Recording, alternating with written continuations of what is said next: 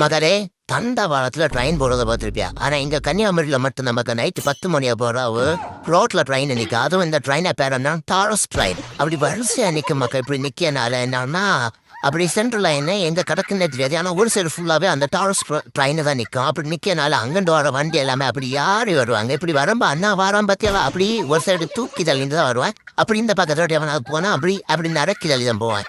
சரியா? அது இன்னொன்னு சொல்லி அவங்க மக்கள். இப்ப ஒரு தேர்தல் வந்து ஒரு விஷயம் நடந்தது. அப்போ நம்ம முன்னாள் அமைச்சர் மனோ தங்கராஜ் அவர் சொன்னாரு, கன்னியாகுமரிக்குள்ள 10 வில் வண்டி ஓடவே இல்லை, 10 வில் டாரஸ் ஓடவே இல்லைங்க மக்கா. அவர் சின்ன 100 உண்மை மக்கா. அவரை யாரை திட்டப்படாது. ஏன்னா அவர் சின்னது உண்மை. 10 வில் வண்டி ஓடவே இல்லை.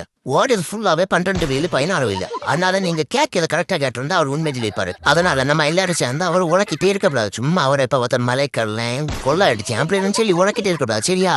அதனால எல்லாருமே புரிஞ்சு நடந்துங்க.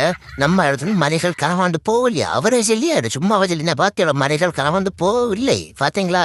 வண்டியோட நிக்கிறதுல பாத்தியோடா. சரி மக்கா, என்னமா ஒண்ணு, எங்களுக்கு இந்த கன்னியாகுமரியில யார் ஆட்சிக்கு வந்தார், இந்த மலையாளம் ஓட்டிச்சது மட்டும் கொஞ்சம் தடுத்து தாங்கடே.